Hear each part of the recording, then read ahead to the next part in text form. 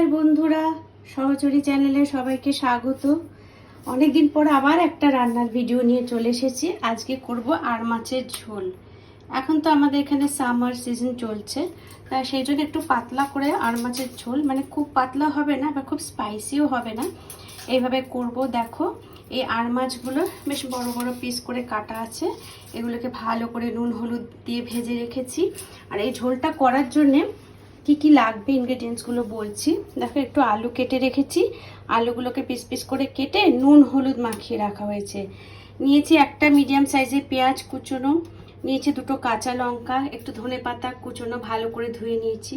ফোড়নের জন্য দেব সাদা জিরে, একটা তেজপাতা নেব। তেজপাতাটা এখনও নেওয়া হয়নি আমার।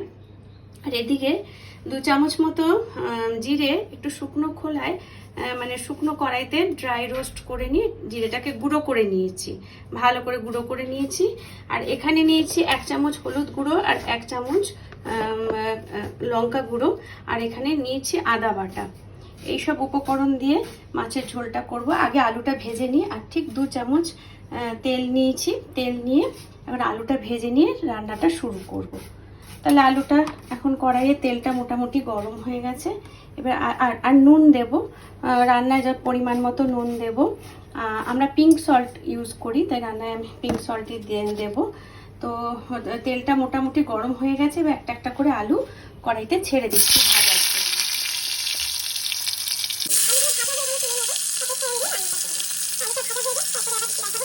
বন্ধুরা, আলুগুলো লাল লাল করে ভেজে তুলে নিয়েছি। আর এদিকে সেই তেলের মধ্যেই ফোড়ন দিয়েছি সাদা জিরে আর তেজপাতা।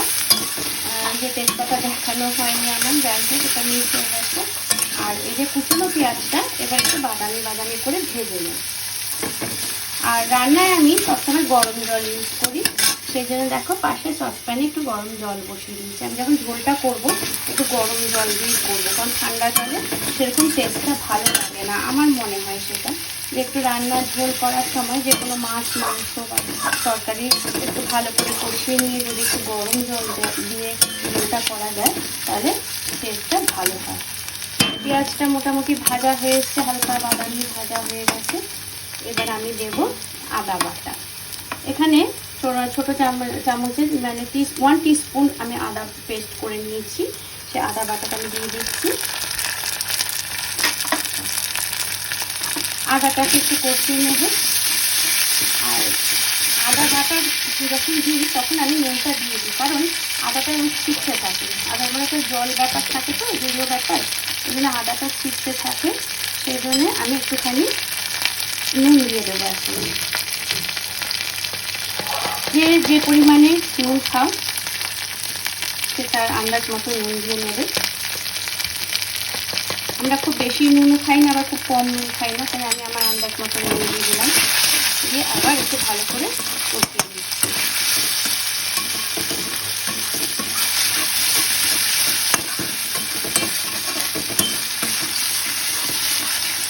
এবারে দেব হলুদ আর লঙ্কার গুঁড়ো। হলুদ আর লঙ্কা গুঁড়ো দিয়ে আবারও একটু কষিয়ে নেব। একসাথে ক্যামেরা নিয়ে করছি বন্ধুরা, তাই একটু ভুলভ্রান্তি হলে কিছু মনে করো না।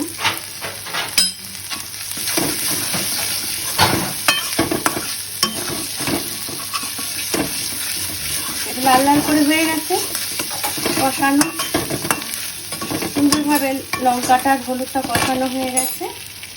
আর এরপরে গরম জলটা দিয়ে দেবো। জিরে, যে রোস্টেড জিরেটা আমি কিন্তু পরে দেব। পরে যদি এই ভাজা জিরেটা দেওয়া হয় তাহলে রঙটা খুব ভালো আসে, মানে জিরের স্মেলটা খুব ভালো আসে রান্নার ঝোলের মধ্যে।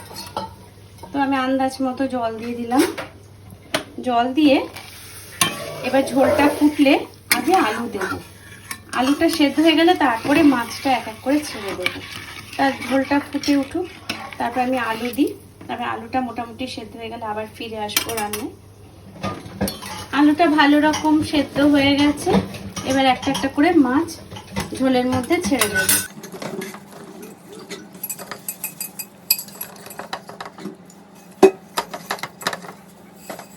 একটা পিঠ একটু কিছুক্ষণ ফোটার পরে আবার আরেকটা পিঠ উল্টে দেবো মাছে। তাহলে মাছের দুদিকে মশলাটা ঢুকবে।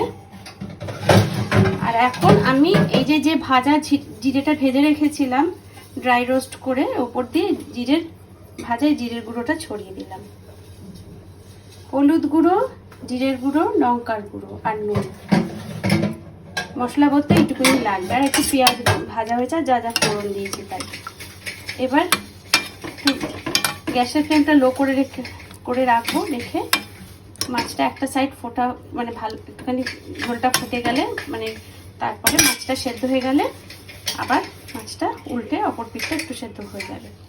তারপরে লাস্টে ধনেপাতা আর কাঁচা লঙ্কা দিয়ে মাছের ঝোল হয়ে গেছে, একদম রেডি। মাছটাও ভালো সুসিদ্ধ হয়ে গেছে। 5 মিনিট মতো আমি মানে গ্যাসের ফ্লেমটা কমিয়ে দিয়ে 5 মিনিট মতো ঢাকা চাপা দিয়ে রান্না করে নিয়েছি। এবার নামানোর আগে দেব ধনেপাতা আর কাঁচা লঙ্কা কুচোনো। ধনেপাতা কাঁচা লঙ্কাটা দিয়ে 1 মিনিট মতো ফোটাবো, তাহলে কাঁচা লঙ্কার একটা সুন্দর স্মেল আর ঝোলের মধ্যে আসবে।